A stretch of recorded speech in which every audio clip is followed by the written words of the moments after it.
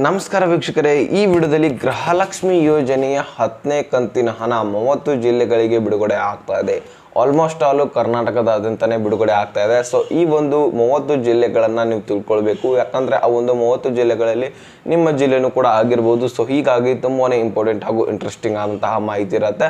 So ಅದ್ರ ಜೊತೆಗೇನೆ ಇನ್ನೊಂದು ಭರ್ಜರಿ ಗುಡ್ ನ್ಯೂಸ್ ಏನಪ್ಪ ಅಂದರೆ, ಲಕ್ಷ್ಮೀ ಹೆಬ್ಬಾಳ್ಕರ್ ಅವರು ಕೊಟ್ಟಿರುವಂಥದ್ದು ಒಂದು 11ನೇ ಕಂತಿನ ಹಣ ಏನಿದೆ ಅಲ್ಲ, ಯಾವಾಗ ರಿಲೀಸ್ ಆಗ್ತಾ ಇದೆ.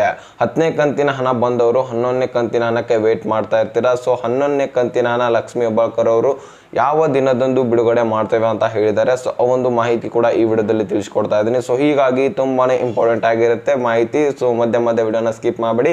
ಹಾಗೆ ಇನ್ನು ಯಾರು ಚಾನಲ್ಗೆ ಸಬ್ಸ್ಕ್ರೈಬ್ ಮಾಡಲ್ಲ, ಬೇಗನೆ ಸಬ್ಸ್ಕ್ರೈಬ್ ಮಾಡ್ಕೊಂಡ್ಬಿಟ್ಟು ವಿಡಿಯೋಕ್ಕೆ ಒಂದು ಲೈಕ್ ಕೊಟ್ಬಿಟ್ಟು ವಿಡಿಯೋನ ನೋಡ್ಕೊಳ್ಳೋಕೆ ಸ್ಟಾರ್ಟ್ ಮಾಡಿ. ಇದು ನನ್ನ ಕಡೆಯಿಂದ ರಿಕ್ವೆಸ್ಟ್ ಅನ್ಕೊಳ್ಳಿ. ಈಗ ಡೈರೆಕ್ಟ್ ಆಗಿ ಪಾಯಿಂಟ್ಗೆ ಬಂದ್ಬಿಡೋಣ ವೀಕ್ಷಕರೇ. ಈಗ ನೋಡಿ, ಈ ಗೃಹಲಕ್ಷ್ಮಿ ಯೋಜನೆಯ 11ನೇ ಕಂತಿನ ಬಗ್ಗೆ ಮಾಹಿತಿಯನ್ನು ತಿಳಿಸ್ಕೊಡ್ತಾನೆ. ಮೊದಲು ನೆಕ್ಸ್ಟ್ 30 ಜಿಲ್ಲೆಗಳನ್ನು ತಿಳ್ಕೊಳ್ಳೋಣ. ಸೊ ಆ ಒಂದು 11ನೇ ಕಂತಿನ ಹಣದ ಬಗ್ಗೆ ಈಗಾಗಲೇ ವಿಡಿಯೋಗಳಲ್ಲಿ ತಿಳಿಸ್ಕೊಟ್ಟಿದ್ದೀನಿ. ಏನಪ್ಪಾ ಅಂದರೆ ಫೇಕ್ ನ್ಯೂಸು ಅದು ಇದು ಈಗಾಗಲೇ ಬಿಟ್ಟಿದ್ದಾರಂತ ಒಂದು ಯೂಟ್ಯೂಬರ್ಸ್ಗಳು ಆಗಲೇ ಸೋಷಿಯಲ್ ಮೀಡಿಯಾಗಳು, ಇನ್ಸ್ಟಾ ಆಗಲಿ, ಫೇಸ್ಬುಕ್ ಆಗಲಿ, ಅಲ್ಲಿ ವಿಡಿಯೋಗಳು ಓಡಾಡ್ತಾ ಇದ್ದಾವೆ. ಈಗಾಗಲೇ ಗೃಹಲಕ್ಷ್ಮಿ ಯೋಜನೆ 11ನೇ ಕಂತಿನ ಹಣ ರಿಲೀಸ್ ಆಗಿದೆ ಅಂತ ಈ ಜಿಲ್ಲೆಗಳಿಗೆ ಹೋಗ್ತಾ ಇದೆ, ಆ ಜಿಲ್ಲೆಗಳಿಗೆ ಹೋಗ್ತಾ ಇದೆ. ಈಗಾಗಲೇ ಬಿಡುಗಡೆ ಮಾಡಿ ಮತ್ತೆ ಹಿಂಪಡೆದಿದ್ದಾರೆ. ಸೊ ಈ ಎಲ್ಲ ಸುಳ್ಳು ಸುದ್ದಿಗಳು ಓಡಾಡ್ತಾ ಇದ್ದಾವೆ. ಅದರ ಕಡೆ ಗಮನ ಕೊಡಬೇಡಿ, ಯಾಕಂದರೆ ಇನ್ನೂ ಕೂಡ 11ನೇ ಕಂತಿನ ಹಣ ರಿಲೀಸ್ ಆಗಿಲ್ಲ ಅಂತ ಬೇರೆ ವಿಡಿಯೋಗಳಲ್ಲಿ ಕೂಡ ಹೇಳ್ಕೊಟ್ಟಿದ್ದೀನಿ, ಈ ವಿಡಿಯೋದಲ್ಲಿ ಕೂಡ ತಿಳಿಸ್ತಾ ಇದ್ದೀನಿ. ಸೊ ಈಗ ಆ ಒಂದು 11ನೇ ಕಂತಿನ ಹಣ ಇದೆ ಅಲ್ಲ, ಮುಂದಿನ ಒಂದು ಜೂನ್ 4ನೇ ತಾರೀಕು ರಿಲೀಸ್ ಆಗತ್ತೆ ಅಂತ ಅಂದಿದ್ರು. ಆದರೆ ಆ ಒಂದು ಜೂನ್ 4ನೇ ತಾರೀಕಿಗೆ ನಿಮ್ಗೆ ಗೊತ್ತಿದೆ ಅಲ್ಲ, PM ಎಲೆಕ್ಷನ್ ರಿಸಲ್ಟ್ ಇದೆ, ಗೊತ್ತಲ್ವಾ ನಿಮಗೆ. ಈ ಒಂದು ಎಲೆಕ್ಷನ್ದಲ್ಲಿ ಸೊ ಯಾರು ಆರಿಸಿ ಬರ್ತಾರೆ, ಸೊ ಆ ಒಂದು ರಿಸಲ್ಟ್ ಇದೆ, ನಿಮ್ಗೆಲ್ಲರಿಗೂ ಗೊತ್ತಿದೆ. ಸೊ ಅದಾದ ತಕ್ಷಣ ನಾವು ರಿಲೀಸ್ ಮಾಡ್ತೇವೆ ಅಂತ ಹೇಳಿದ್ದಾರೆ. ಅದಾದ ತಕ್ಷಣ ಅಂದರೆ 8 ತಾರೀಕು ಅಥವಾ 9ನೇ ತಾರೀಕು, ಟೋಟಲ್ ಆಗಿ 10ನೇ ತಾರೀಕಿನ ಒಳಗಾಗಿ 4ನೇ ತಾರೀಕಿನ ಮೇಲ್ಗಡೆ ರಿಲೀಸ್ ಮಾಡ್ತೇವೆ ಅಂತ ಹೇಳಿದ್ದಾರೆ. ಸೊ 4ನೇ ತಾರೀಕು ಏನಿದೆ ಅಲ್ಲ, ನಿಮ್ಗೆ ಗೊತ್ತಿದೆ ರಿಸಲ್ಟ್ ಇದೆ, ಅಲ್ಲಂತೂ ಬಿಡುಗಡೆ ಮಾಡ್ಲಿಕ್ಕೆ ಆಗಲ್ಲ. ಅವ್ರು ಅದೇ ದಿನಾಂಕದಂದು ಕೊಟ್ಟಿದ್ರು, 4ನೇ ತಾರೀಕಿನೇ ನಾವು ರಿಲೀಸ್ ಮಾಡ್ತೇವೆ ಅಂತ. ಸೊ 4ನೇ ತಾರೀಕು ಕೊಟ್ಟಿಲ್ಲ ಅವರು, 10ನೇ ತಾರೀಕಿನ ಒಳಗಾಗಿನೇ ನಾವು ರಿಲೀಸ್ ಮಾಡ್ತೇವೆ.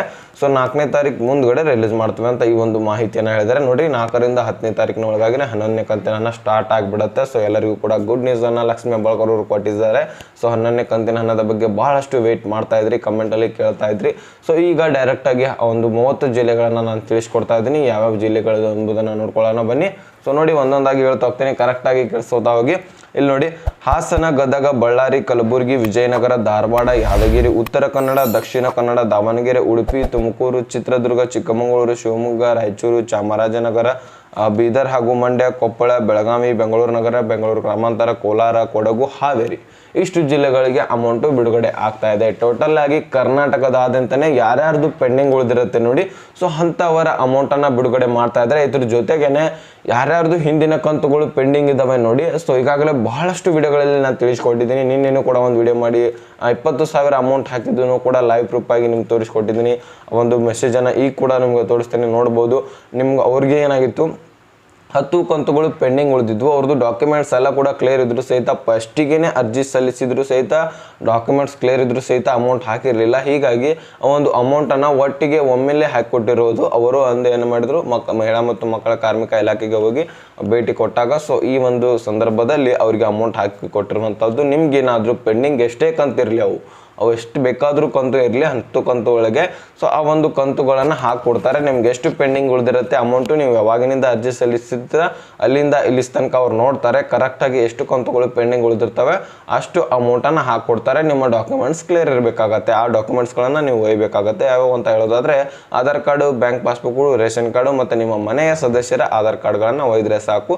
ಆ ಒಂದು ಎಲ್ಲ ಡಾಕ್ಯುಮೆಂಟ್ಸ್ಗಳನ್ನು ಚೆಕ್ ಮಾಡಿ ನಂತರ ನಿಮಗೆ ಅಮೌಂಟು ಹಾಕಿಕೊಡ್ತಾರೆ. ಸೊ ಇದಿಷ್ಟು ಮಾಹಿತಿಗಳನ್ನು ನಾನು ನಿಮಗೆ ತಿಳಿಸ್ಕೊಡೋಣ ಅಂತ ವಿಡಿಯೋ ಮಾಡಿದ್ದೆ. ವಿಡಿಯೋ ಇಂಪಾರ್ಟೆಂಟ್ ಅನಿಸಿದ್ರೆ ಲೈಕ್ ಮಾಡಿ, ನಿಮ್ಮ ಸ್ನೇಹಿತರಿಗೂ ಕೂಡ ಶೇರ್ ಮಾಡಿ, ಹಾಗೆ ಸಬ್ಸ್ಕ್ರೈಬ್ ಮಾಡಿ ಅಂತ ಹೇಳ್ತಾ ಮತ್ತೆ ಮುಂದಿನ ಮಾಹಿತಿ ಸಿಗೋಣ. ಅಲ್ಲಿ ತನಕ bye bye, take care friends.